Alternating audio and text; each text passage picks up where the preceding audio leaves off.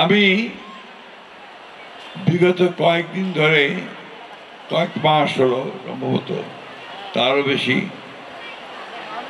তারও আগে আমাদের ক্ষুদ্র জাতিগোষ্ঠীর যারা আছেন তাদের সম্প্রদায়ের সঙ্গে আমার একটা সম্পর্ক তৈরি হয়েছে।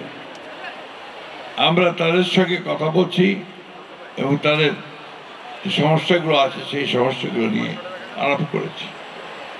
ময়মনসিংহে গেছি, তাদের সমাবেশে অভিভূত হয়েছি তাদের কালচারাল এবং একই সঙ্গে তাদের উৎপাদনের যে মোড তা দেখে। এরা আমাদের দেশে যারা বাস করেন অত্যন্ত সহজ সরল মানুষ এবং তাদের যে সম্প্রদায়, সেই সম্প্রদায়ও কিন্তু আপনার অত্যন্ত স্টাইল মানুষ। প্রিন্স যে কথা বলেছে এবং আমাদের পার্থ যে কথা বলেছেন যে তাদেরকে মূল যে ব্যাপারটা, তাদের নিজেদেরকেই বৃহৎ যে স্ট্রিম, যে আমাদের মূল যে ধারা, সেই ধারার সঙ্গে তাদেরকে এক হওয়ার চেষ্টা করতে হবে। মন মানসিকতা থেকে বাংলাদেশের নাগরিক হিসেবে আপনাদেরকে উঠে দাঁড়াতে হবে। শহীদ প্রেসিডেন্ট জিয়াউর রহমান সেই জন্যেই বাংলাদেশের জাতীয়তাবাদকে বাংলাদেশি জাতীয়তাবাদ হিসেবে তিনি চিহ্নিত করেছেন। এর একটাই উদ্দেশ্য যে শুধু বাঙালি নয়, বাংলাদেশে তাদেরকে রিকগনিশন দেওয়া যে আর যেগুলো আদিবাসী আছেন, জাতিগোষ্ঠী আছেন, তাদেরকেও সেই স্বীকৃতি তিনি দিয়েছেন। তখন থেকেই আমরা এই গারো সম্প্রদায়কে আমরা সবসময় সেই জন্য তাদের যে কৃষ্টি সংস্কৃতি সেগুলোকে টিকিয়ে রাখার জন্য এবং সবচেয়ে বেশি যে বিষয়টা দরকার, তাদের আর্থিক অবস্থার উন্নয়ন দরকার।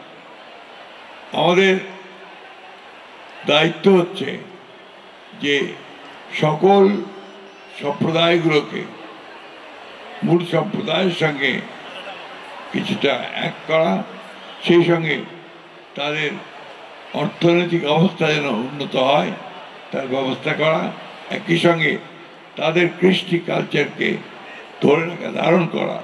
এটা হচ্ছে একটা বড় কাজ বলে আমি মনে করি। বেগম খালেদা জিয়া ভিশন 30-তে সমতলের ক্ষুদ্র জাতিগোষ্ঠীর সংস্কৃতি ঐতিহ্যকে রক্ষা করতে এবং সমস্যা সমাধানে পৃথক অধিকার গঠনের ঘোষণা দিয়েছেন, অধিদপ্তর ঘোষণা দিয়েছেন, সেপারেট ডিরেক্টরেট। বিএনপি সরকারে আসলে ঢাকা ক্ষুদ্র জাতিগোষ্ঠীর পৃথক সাংস্কৃতিক একাডেমি গঠন এবং সরকারিভাবে ওয়াগালা পালনের উৎসব পালনের বিষয়ে সক্রিয়ভাবে বিবেচনা করা হবে। আমি ব্যক্তিগতভাবে আজকে এখানে অত্যন্ত আনন্দিত হয়েছি যে আমার এখানে আসার সুযোগ হয়েছে। এই সম্প্রদায়ের যে একটা উৎসব, এখানে আমি এসেই দেখলাম প্রাণ ভরে তার সবাই সেই উৎসবে যোগ দিয়েছেন এবং যে বৈচিত্র্যময় তাদের যে সংস্কৃতি, সেই সংস্কৃতি আমাদের মূল সংস্কৃতিকে আরও সমৃদ্ধ করবে, এটা আমি বিশ্বাস করি।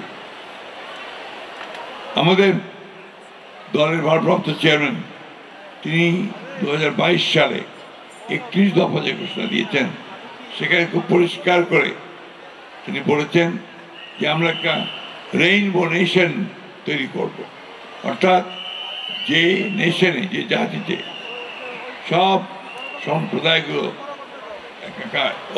তারা সেখানে তাদের অবদান রাখতে সক্ষম হবে।